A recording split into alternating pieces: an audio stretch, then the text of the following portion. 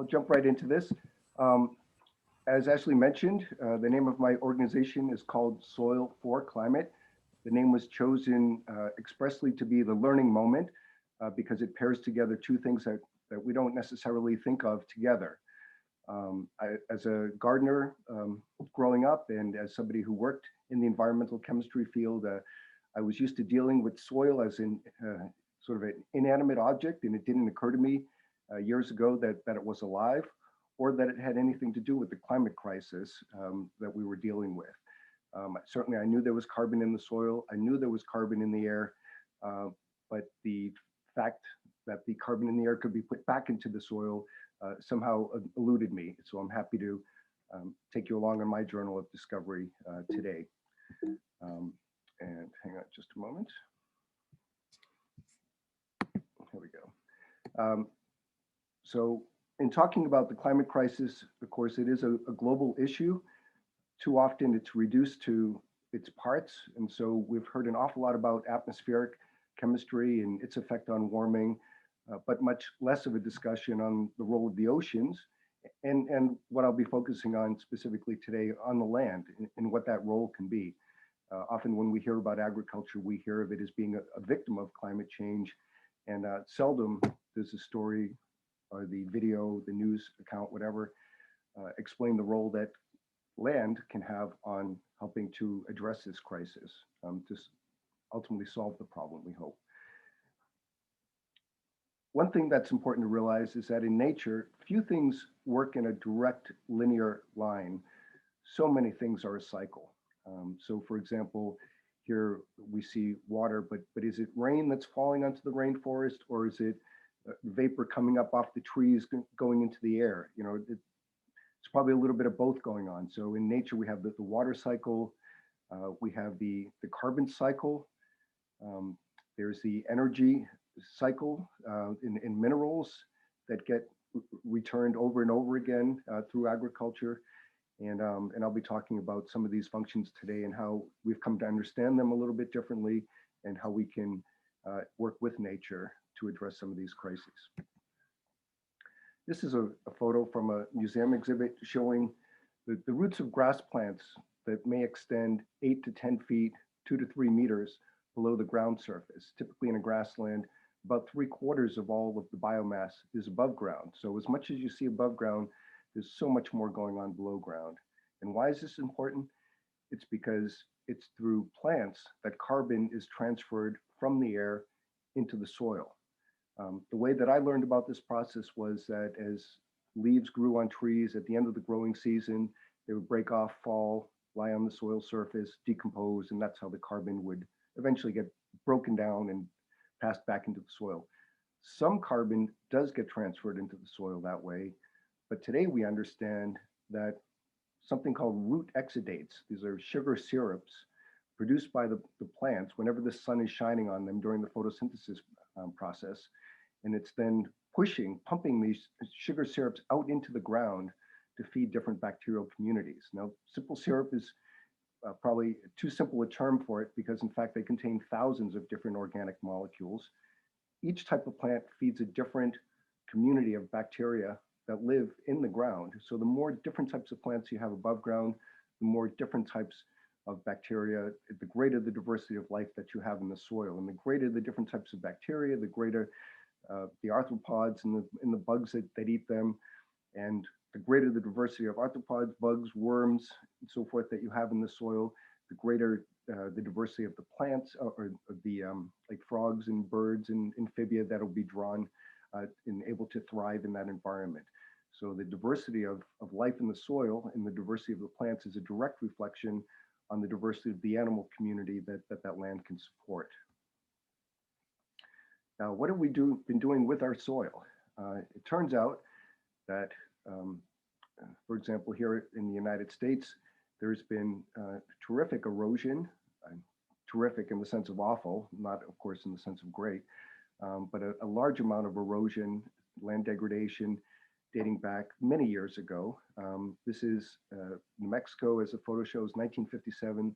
The fellow is pointing out about 5 feet of topsoil loss. Now this is topsoil that developed and formed over many thousands of years, about 10,000 years since the glaciers came along and had cleared this land of any soil. And so what has happened to it just in the last couple of hundred years that we've lost so much? This is the end result of land degradation. We see here erosion. This is happening in one of our national parks. A clue as to what's going on can be seen in the plants in the foreground and back to the left of the slide. They look kind of whitish now, almost like you can think of them maybe as ghosts of what they once were. These are plants that have been oxidizing, essentially rusting in place, plants that in a normal, healthy, functioning ecosystem would have been eaten by the animals that live there. And then through the manure and the urine, the nutrients return back into the soil. So we can see that this used to have forbs growing there, and no doubt before then was a grassland. In a book published, I believe around 2012, David Montgomery asked the question, are we running out of soil? And in his book, Dirt, the Erosion of Civilizations, he chronicles how more than 20 civilizations throughout history failed when their land became so degraded, they could no longer feed their populations. David, who's a professor of geology, often will point out that in fact, this was all caused by organic agriculture. There were no synthetic fertilizers or pesticides available, obviously, at these points throughout history. So what was it that caused the erosion? And if going organic isn't good enough, what is the answer? What do we have to do going forward? And what does any of this have to do with climate change? This slide shows imagery from the GRACE satellite that can actually measure the gravitational strength as it passes over different areas on Earth. And here we see an image from the Middle East where, because so much water has been lost from its aquifers, there's actually less gravitational pull in this region. And I hope one day that as the aquifers are restored and recharged and so forth, that these satellites, the same satellites, will be picking up the fact that this land now, it does have more water because, and it will show that the gravity is starting to come back. I'm going to go through the next couple of slides pretty quickly. Many of you in the audience may already be quite familiar with the discovery of global warming going back almost 200 years ago now. The ability to being able to measure carbon dioxide in the air and to recognize that it was a greenhouse trapping gas. In other words, visible light could pass through, but the infrared light would be blocked on its way back out. You've likely seen the famous Keeling curve, showing how carbon dioxide has been rising inexorably since the time he began measuring in 1957. Keeling was a remarkable character. As a graduate student, he developed a means to measure CO2 much more accurately than had been possible before. And so scientists had always had a rough idea of how much CO2 was in the atmosphere, but didn't really have a handle on it. And Charles David Keeling ended up going to Hawaii, chose an archipelago in the middle of the ocean where presumably the air was mixed evenly from around the world, and began doing sampling there. One feature, in addition to the looming sort of black line, we also see every year this little red sawtooth blade type feature on the graph. And what that is showing is the fluctuations over the seasons of every year when all of the grasses begin growing and the trees begin growing, particularly in the northern hemisphere, because that's where most of the land area is. The carbon dioxide is drawn down out of the atmosphere. So we can see that the CO2 level actually falls several parts per million. And then in the fall, when the leaves fall off the trees and so forth, and then the grasses decompose at the end of the season, the CO2 is released back into the atmosphere, and we can see that climb up again. And this sawtooth figure here gives us an inkling as to how much nature can bring into the process in terms of changing how much carbon dioxide is in the atmosphere. We see here several forecast slides of temperature rise and CO2 emissions. This graph I found quite interesting from a 1978 paper. As I began to learn about land erosion and came to recognize that it had been going on for thousands of years, I've been wondering when, in fact, did fossil fuels surpass soil cultivation as the chief contributor of CO2 to the atmosphere? And like myself, you might be surprised to know that it wasn't until the mid 1960s.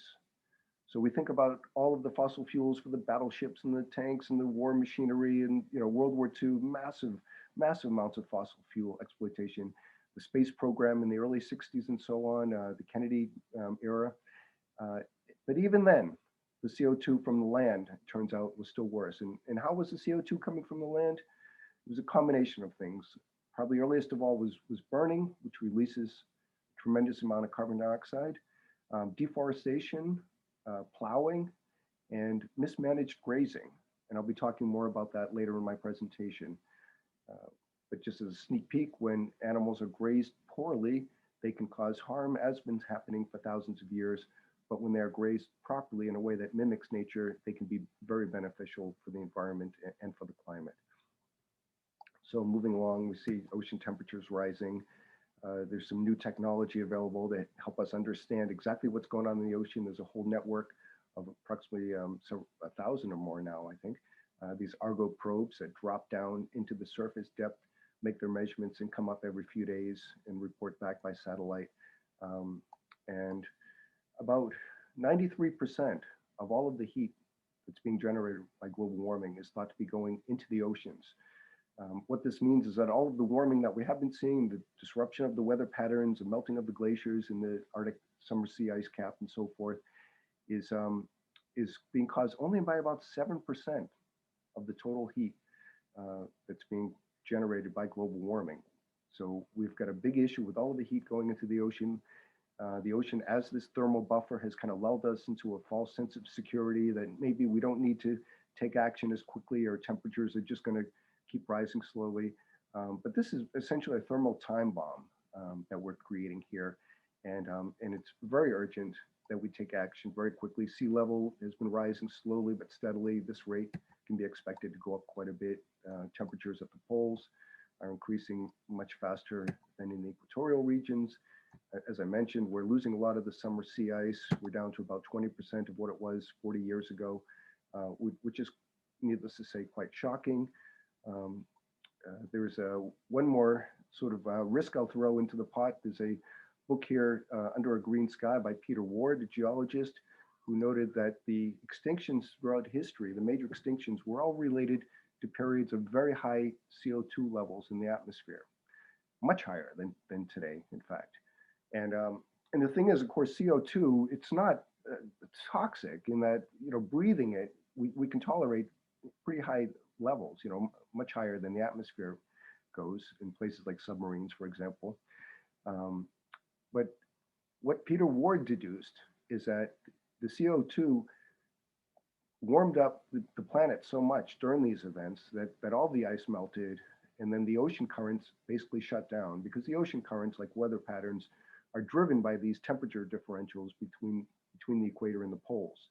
And so when the planetary temperature kind of evens out, you lose that driving force. And if the ocean's currents stop flowing, they become stagnant. When life then degrades in the depths of the ocean, it's an anaerobic process because oxygen is no longer reaching it. And this results in the release of hydrogen sulfide gas, which is very toxic. And the geological record suggests that there was some sort of sulfur event happening in the ocean. We can tell by the way the animals deeper in the ocean died first, and then as over time, animals higher up succumbed, and then those in the vicinity of the oceans died. And the ones that survived happened to be the ones in the middle of the continental interiors, farthest from the oceans. So this is one more sort of word of caution from history that we really need to deal with this matter. Here we see a graph you might have seen before, comparing temperatures to the carbon dioxide level, temperatures in the bottom, CO2 on top. You can see there's a pretty close correlation throughout history. In the last couple hundred years, all of these percentages of carbon dioxide, methane, and nitrous oxide in the atmosphere, all warming gases, have been increasing. Susan Solomon, an MIT atmospheric chemist, wrote a paper in 2009, said even if we stop all burning of fossil fuels the warming will still be with us for at least 1,000 years. And this led the IPCC, this is one of my few slides with a lot of words on it, but I think it's important enough. The IPCC said in 2013 that a large fraction of anthropogenic climate change resulting from CO2 emissions is irreversible on a multi-century to millennial timescale, except in the case of a large net removal of CO2 from the atmosphere over a sustained period. So right here, they went on record as saying drawdown, getting the carbon out of the atmosphere is essential. We've got to cut the fossil fuel emissions, no question, but that's not good enough. The UN Convention to Combat Desertification went on to say the potential for land to hold carbon and act as a sink for greenhouse gases is unparalleled. So while we may have to use other technologies and so forth, nothing is going to be compared to the potential drawdown that we can achieve through working with billions, literally billions of acres of land all over the world. So what are some of the other options being proposed? You've probably seen these quote unquote geoengineering, spraying sulfur particles or other particles in the atmosphere to reflect the sunlight, putting mirrors in space, dropping iron into the ocean and things of this nature. Most of these, if you've researched them, you'll see they're incredibly expensive and it's going to take a long time, even if we do decide to go down one of these routes to produce the equipment and so forth and scale it up in factories. And these things take time, whereas with agriculture, we can switch it on as quickly as the next growing season. In the book Drawdown, there are a number of different practices and technologies mentioned that can not only reduce emissions, but also begin to get the carbon out of the air. When we do emit carbon, where does it go? Some of it, of course, goes into the ocean. This is in gigatons from a couple of years back. When it goes into the ocean, of course, it causes acidification. When it goes into the atmosphere, it causes warming. But when it goes back into the land is where it can have tremendous benefits. The carbon in the soil is basically the energy that fuels this entire life system. Dr. Elaine Ingham is well known for what she calls the soil food web. And that basically is an understanding of how all life functions together, all of the different scales. This is what a healthy, thriving ecosystem should look like. When you go into most farms, certainly industrial farms today, you look around and chances are good you won't see any worms or any birds or any of these creatures at all because of all the pesticides, the insecticides, the rodenticides, the herbicides, the fungicides, the avicides. The list is pretty endless. Most of modern agriculture is, unfortunately, it's about killing the life that you don't want rather than promoting all of life so that the crops and the plants that you want to grow are able to thrive and be healthy. Here we see a slide. I mentioned earlier how deep the roots on annual plants go. At the very top upper left of this graph here, you can see typical lawn grass with the roots literally just a couple of inches below the surface. And as plants pump carbon into the ground, the carbon makes the soil more like a sponge or like a sponge able to hold more water. So the more carbon we can pump into the ground, the greater its water holding ability, and also the greater the rate that it can infiltrate rainfall. That is the rate it can absorb the rain that's falling onto it. Gabe Brown, a very well-known farmer in North Dakota, who's written a book called Dirt to Soil, One Family's Journey into Regenerative Agriculture. And also he's featured in the Kiss the Ground film that's available on Netflix. Talks about improving his soil so much that he was able to push up the infiltration rate from ½ an inch of rain per hour up to 8 inches of rain per hour. And I've heard since then it's actually greater than that. So in other words, he can absorb rain 16 times faster than he could originally. And what that's meant for him is on his farm, he no longer has any flooding problem. Each 1% increase in soil organic matter can hold roughly another 20,000 gallons of water per acre. And Gabe, by pushing up his soil organic matter by as much as 5% or even more in some cases, that means that every acre of his land is now holding another 100,000 gallons of water. So he can go 2 months between rainfall and his plants and crops will continue to thrive without any irrigation because there's so much moisture available to them. Soil4Climate, my organization, is neutral about all of the different ways to put carbon back into the ground. One of the benefits is healthier, more nutrient-dense food. A lot of our food has lost mineral content over the years, but there are so many different practices. Here we see biochar, the previous one, pasture cropping, putting plugs or plants directly into last year's growth and so forth. Biochar is kind of like charcoal, but it's made in different ways. This was used in the Amazon going back thousands of years by Native Americans. And they found that by adding this wood that had been charred in a very certain way, was able to improve the fertility of the soil. And unlike a normal fertilizer, it doesn't get used up, so it can last for hundreds, if not thousands of years, and it provides a lattice. There's a whole separate discussion on biochar that I don't have time for today, but you might be interested in it.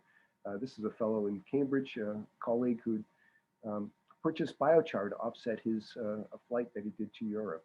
And then he ended up donating all this biochar to local gardens and basically anyone who wanted any, which was great of him. Here we see a map from a chart rather from a paper from paleobotanist Greg Retallick. And what these two lines are showing is that the soils in Africa turn out to be much more carbon rich than in Australia. And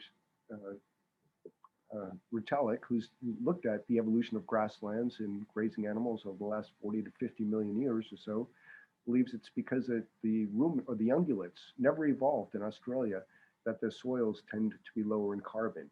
So this was a clue that the presence of these grazing animals have a tremendous impact on how much carbon is sequestered. This leads me to the work of Alan Savory. He's a wildlife biologist from Zimbabwe. And back in the 1970s, Alan was in charge of setting up wildlife parks. And what that meant was essentially excluding the herders and the grazing animals that had been living in these regions. And he soon realized, as a young biologist in his early 20s, that every time the animals, the grazing animals were removed from the park, the land inside the park would begin to degrade. And yet outside the park, where there were still grazing animals, as well as the wild herds coming through once or twice a year, retained their fecundity and their fertility. And it puzzled him as to why protected land would be getting worse, whereas the quote unquote unprotected land was doing so much better. And he took upon himself as his life's mission to understand what were the factors that were causing this land degradation and the erosion that he was seeing. And building upon the work of, there was a French grazing scientist, André Voisin, in the 1950s that did some pioneering work to understand how grazing is necessary for grasslands. Alan began to understand you needed to keep the grazing animals together, bunched into a herd the way that they would be in nature. They would not be all spread out, each one nibbling their own surface somewhere on its own. Here we see a world map showing the grasslands, which are now throughout the world turning into desert. These are the areas highlighted in red that appear brown on the map. The greener areas tend to be forest. Why does some land end up becoming a grassland and turning into desert, whereas others retain their moisture and so forth? And surprisingly, many people would say, well, it's because of rainfall. But it turns out the answer is a little deeper than that. You can have a region that gets the same rainfall, and yet depending on how the rainfall is received over the course of the year, the results of the land or what the land looks like, what the ecosystem functions like, can be radically different, even with the same rainfall levels. One of the things Alan Savory noticed was that it depends how the rainfall is distributed over the course of the year. So if you're on an island, let's say, and you're surrounded by the ocean and the moisture, everything is going to remain green. And even if you disturb a piece of land or plow it or dig it up, something will come back because there's always moisture in the soil. The soil life stays alive. Parts of the world that get rainfall every month of the year, same thing. I'm speaking to you today from New England. In the US, we have rain guaranteed every month of the year, or snowfall, some precipitation. So there's always moisture available in the air and in the soil, importantly. Many parts of the world receive the rainfall on a seasonal basis. It'll rain pretty heavily for a couple of months, off and on for a couple of months. And then you might go 6, 8, or 10 months with no rainfall whatsoever. And it's in these brittle or seasonal rainfall environments where the land is expressly in danger of undergoing desertification, of turning into desert, because it is bone dry most of the year. And it's in these places that are most vulnerable that tend to be grasslands. And we understand now that grazing animals co-evolved with grasslands over tens of millions of years and are as essential for them as pollinators are for flower. If you take away the grazing animals from the grasslands die because the grass plants eventually shade themselves to death if they're not grazed. And when the plants then die, the soil life is no longer being fed. And so the soil over time turns into sand. So we need grazing animals on vast areas of the planet that are today dying because they don't have enough grazing impact.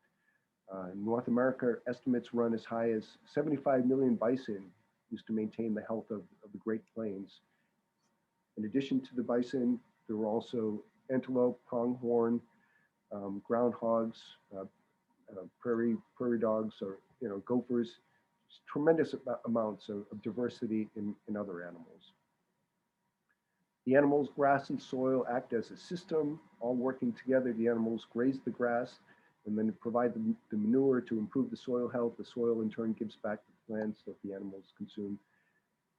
This slide, if you haven't seen it before, it can be shocking. It shows in the 1870s, 1880s, a heap of skulls, bison skulls, because all of the bison, or almost all of them, were killed off. The population, as I mentioned, dwindled or began around 70, 65, 75 million and dwindled, some estimates say, as low as 50,000. So it's amazing any survived at all.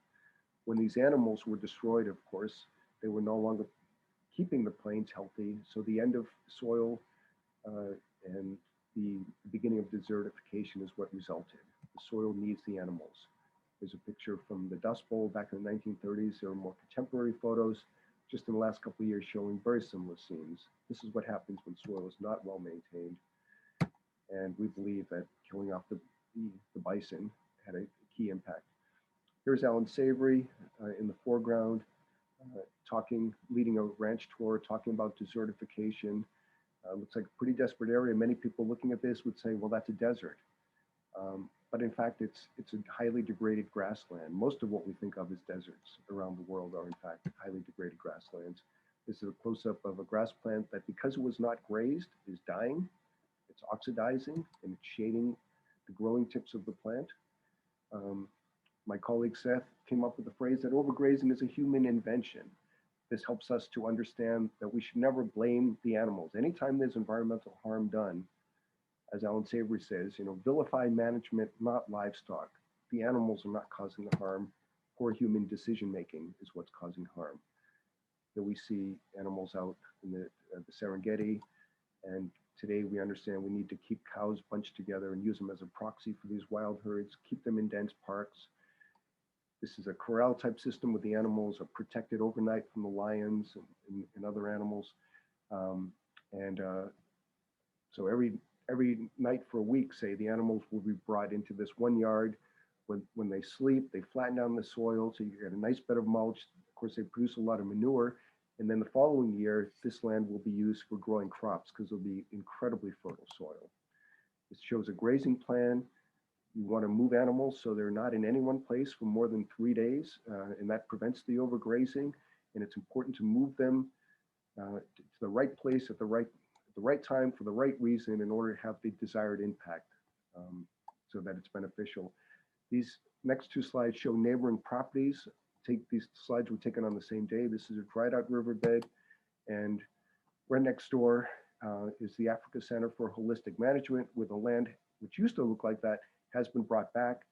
Because it holds water now throughout the year, rivers that had gone dry have now been replenished and are flowing again. These are a couple of other pictures to show what's possible over a relatively few years, and by that I mean 5 to 10 years.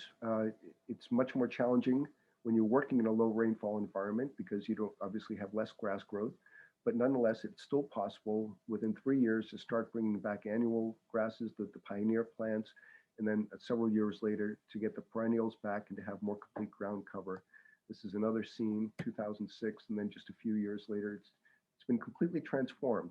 And I need to mention, this has taken no irrigation, no fertilizer, no seeding, just the proper movement of animals. Seeds that have been lying dormant in the soil for decades will come back and will sprout and begin growing when the soil is healthy enough, when the conditions are right for those seeds to respond.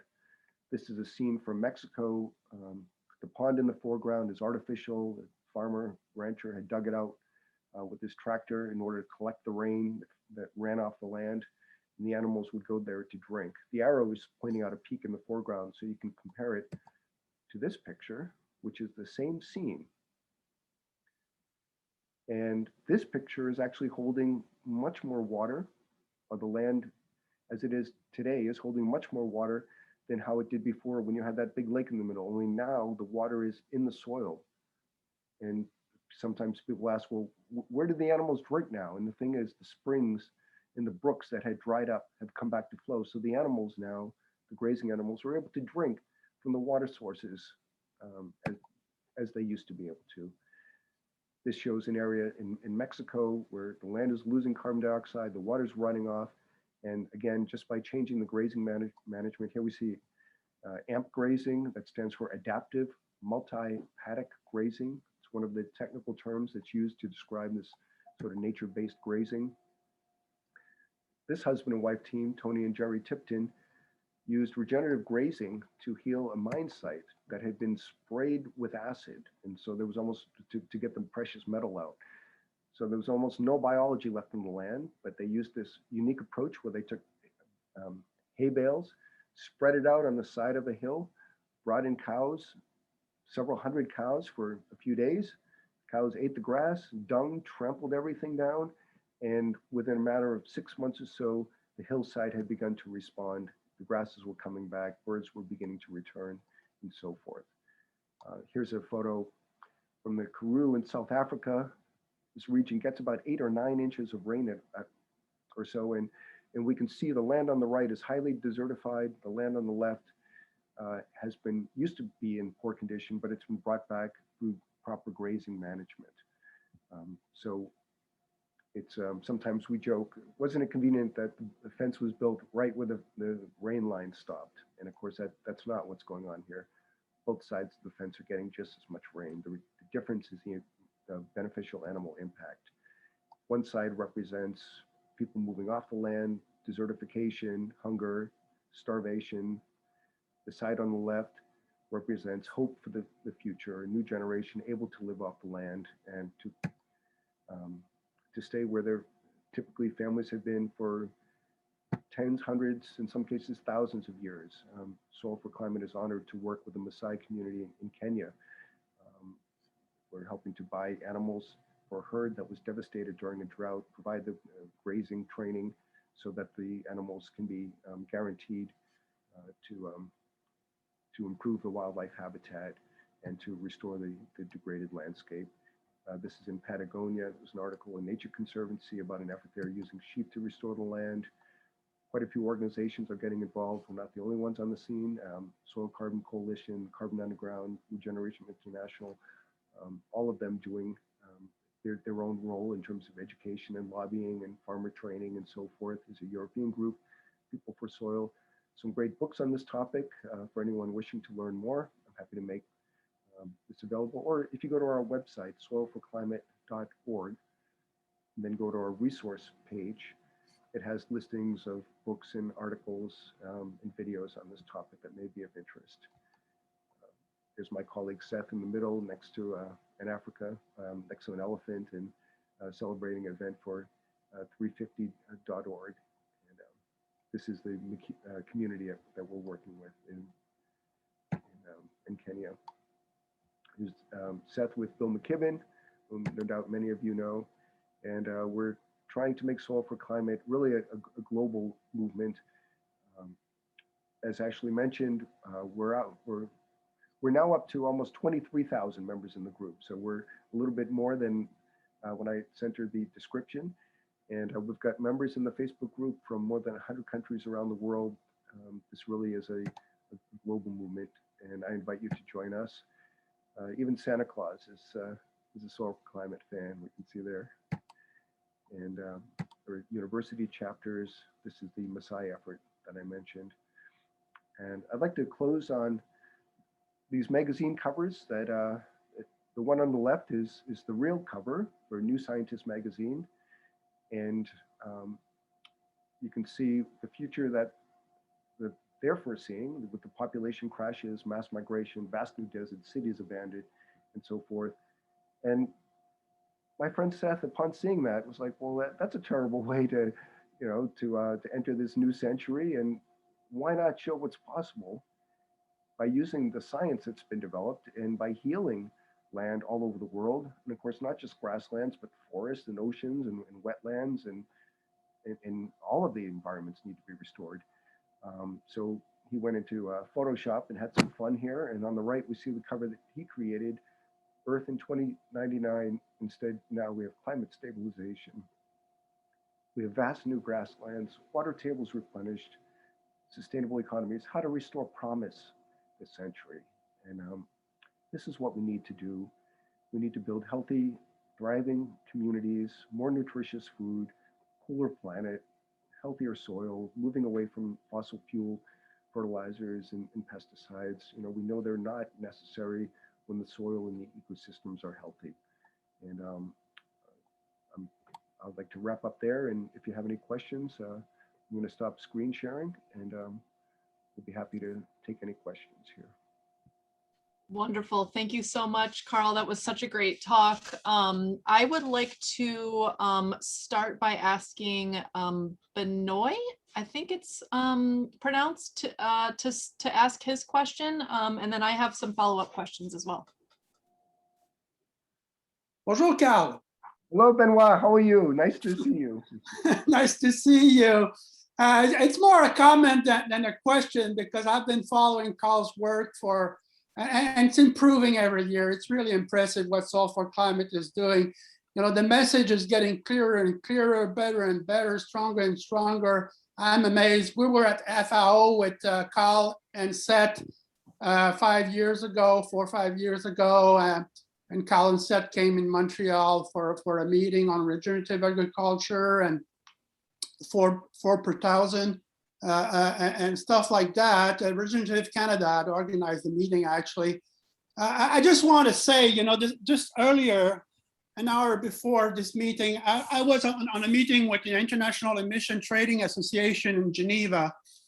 And for the first time in 15 years, the price of carbon is going up off the roof. I mean, it went from 30 euros 3 months ago to 52 euros this morning. And that's because, companies from around the world, multinational, big companies, smaller companies, are now taking climate seriously thanks to the Paris Agreement and thanks to what's happening around the world. So it's very, very exciting time to see that finally carbon will have a price. I know not everybody is a fan of carbon credits and that kind of stuff, but it's helping. I think it's helping to go in the right direction. And carbon dioxide removal, or sinks, generally speaking, including holistic grazing management that Karl was talking about, and other solutions like biochar I'm working on, or no-till agriculture with cover crops, or blue carbon, mangroves, and so on. All of these fields will benefit from what's happening on the international scale. I think it's possible that carbon price go up to $200 within a year. This would make a huge difference for new fields like the ones we're working with, and it would make a huge difference for what they call green hydrogen and way of storing energy, generally speaking. Renewable energies is now cheaper than fossil fuel energy, clearly solar in particular. And it keeps going down.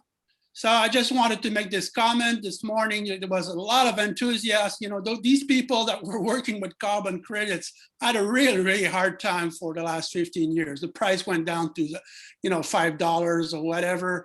But now the picture is completely changing, like within 2 months. So it's amazing time, very exciting.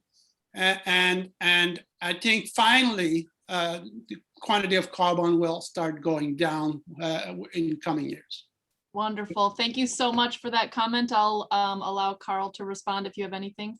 Yeah, thank you, Benoit. I just wanted to mention that just in the last 4 months, in January and then again last week or 2 weeks ago now, it was announced that Microsoft is purchasing carbon credits from 2 different ranches in Australia. Each sale is worth about $500,000. It's quite striking to think that Microsoft is buying carbon credits from a ranch at the same time that Bill Gates, the founder of Microsoft, is saying that in the developing world, we have to be switching over to synthetic meat. I can assure you that Impossible Foods and Beyond Meat will not be selling carbon credits for the simple fact that they rely on industrial agriculture that's destroying soil health. And in fact, each burger that they, if you want to call it a burger, my colleague Seth calls them soy pucks, that they are produced, result in emissions of carbon dioxide, whereas we now have evidence, growing evidence, showing that when livestock are grazed properly, they are a net sequesterer of carbon. And coincidentally, life cycle analyses that were done for the Impossible Foods burger and for a regenerative beef burger from White Oak Pastures found the exact same amount of carbon dioxide, but moving in different directions. So each pound of Impossible Foods, you would need to sequester 3.5 pounds of carbon to offset it. And with the regenerative beef burger, each pound you eat does sequester 3.5 pounds of carbon dioxide equivalent. So essentially you would need to eat one real regenerative beef burger to offset the climate harm, the global warming harm done by consuming an Impossible Foods burger. And that's a side of the story that is not being told. And I think it's so important. Is artificial meat, is it less harmful for the environment than industrial meat?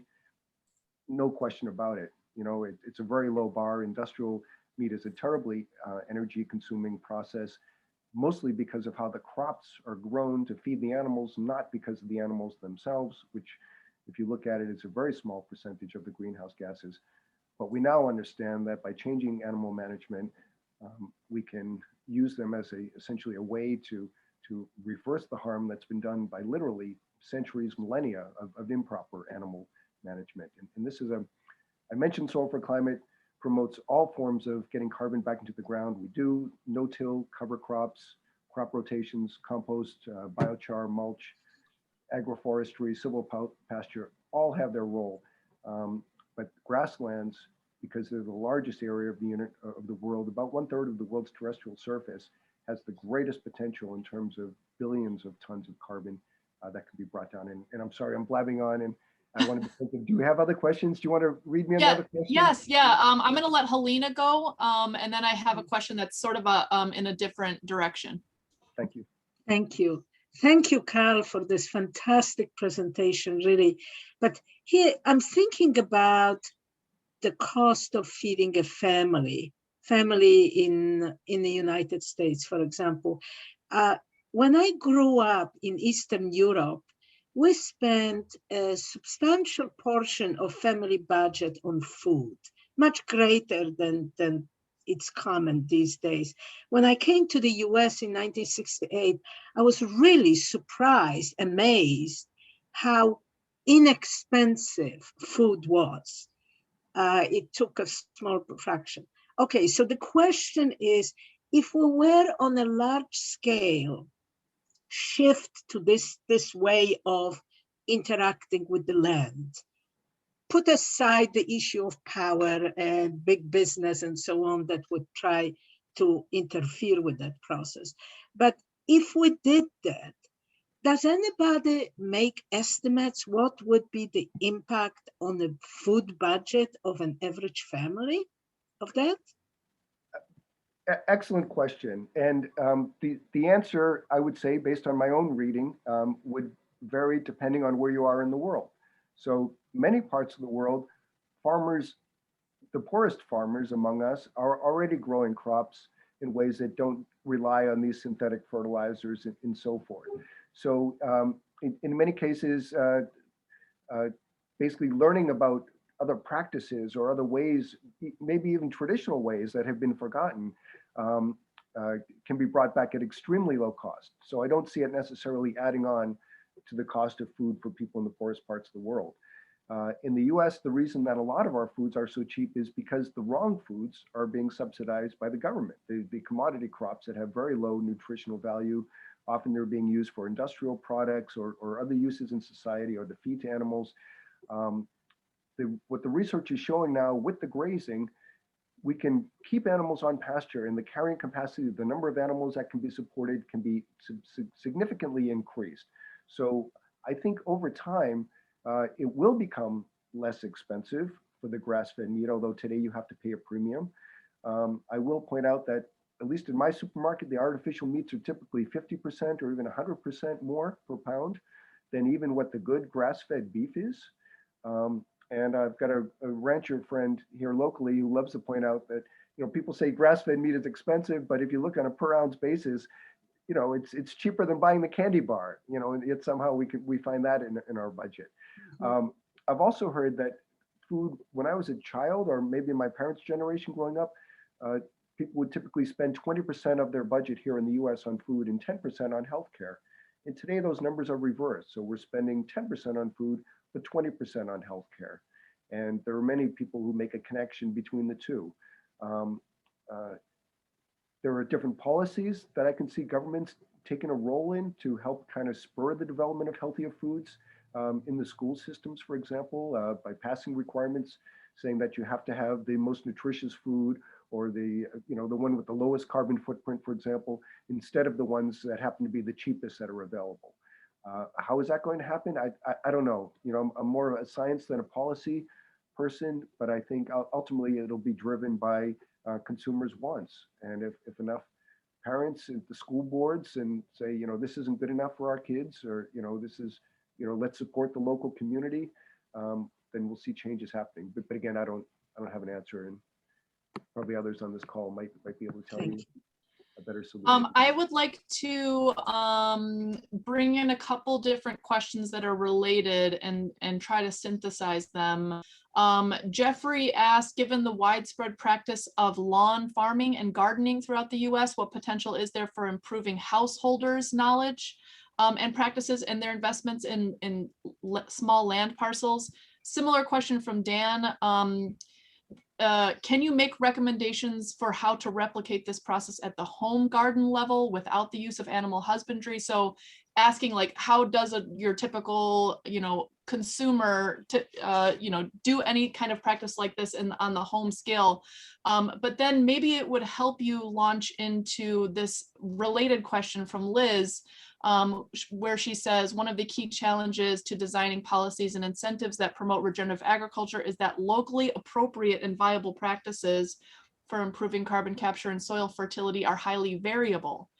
So they're dependent on local climate and soil conditions. Do you agree with this? And what do you see as pathways to address this? And the way that I would synthesize that with the other questions is, a lot of our understanding of environmental solutions is based on aggregate data, global data, and a lot of times data that's based in industrial agriculture. So how do we, if we're thinking large scale, try to promote solutions that are highly variable? Like this list of solutions you have is the solutions that will work in each particular person's backyard or their own land, or a small holding or a homestead, or even a large scale farm, will be different depending on all of these other variables, which makes it hard to aggregate and say, there's this one solution the whole world should do.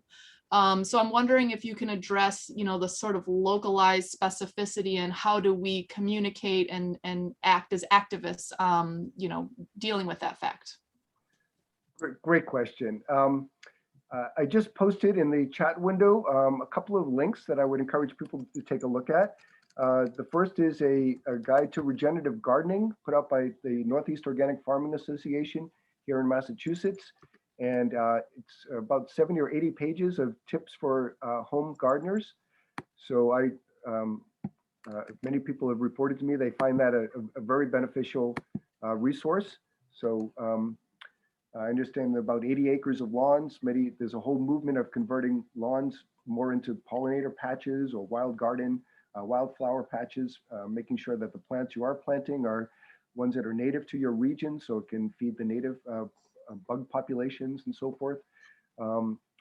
With regard to ways that farmers and I don't know, to maybe some communities, and there's probably community funding here as well, but many states throughout the country have been adopting what's being called broadly healthy soil legislation. So there's a link to our website that we have there of a table and a map showing the different, you can click on each state and you can see the different practices that are being incentivized, either payment for ecosystem services or training for education and so forth.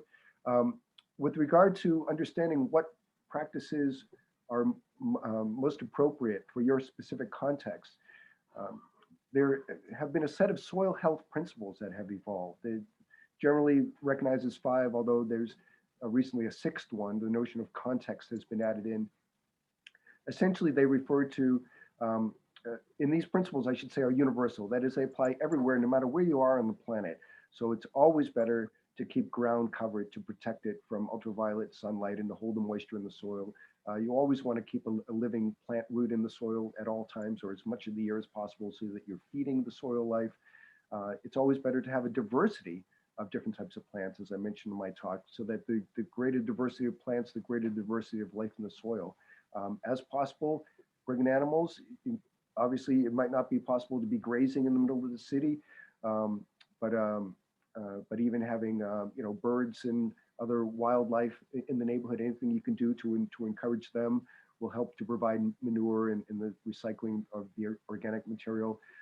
There's a permaculture. Brad Lancaster has a great TEDx talk on, I think he's in Phoenix, or a very dry community in Arizona, showing what he was able to do just in his backyard for capturing the rainwater coming off of his house and preventing it from flowing into their sewer system and keeping his plants alive. And so again, it is context sensitive. The book I've put in there, Holistic Management by Alan Savory, the 3rd edition, has a pretty complete rundown on the science that can help provide sort of the scientific framework as you think about what can be done with your particular property. There are a number of great Facebook groups as well: Regenerative Agriculture, Quorum Sense, Holistic Management, Biochar, other groups where you can find out more about these sorts of things. Anyway, I hope that answers. I want to give Philip the floor to ask his question, and then I'm going to drop in the chat also a couple links before we end, the Soil4Climate Facebook group, and also Karl on Twitter. The thing that I love about Karl in this space is that he is the master of drawing the right resource to the right question when people are asking. He just always has something to share, and more information, more knowledge when people ask. So Philip, I'll let you ask your question.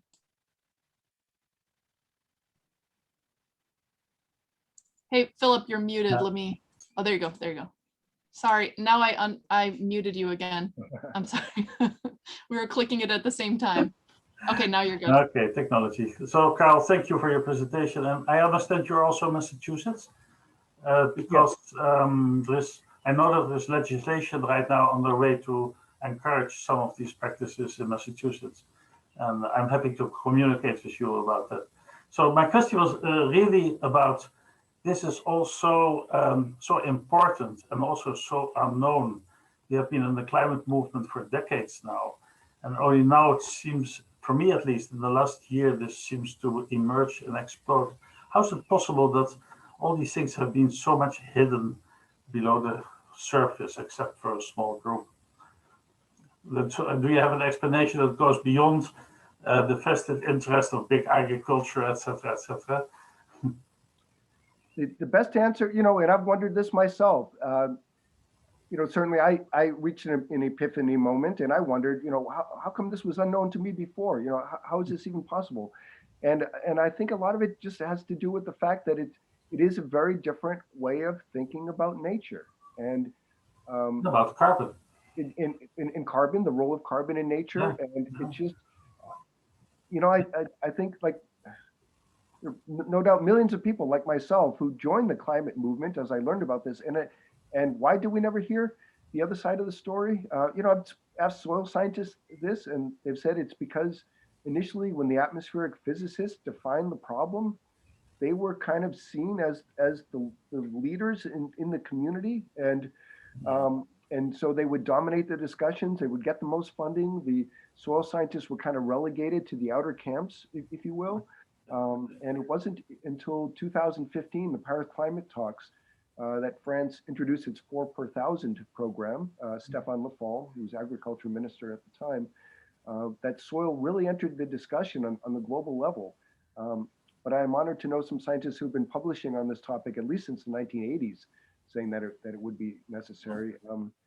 Roger Revelle, who's been called the grandfather of the greenhouse effect for the work he did back in the 1950s and 60s, he met Dr. Rattan Lau at Ohio State University, who is today considered probably the foremost soil scientist in the world on calculating drawdown potential of soil.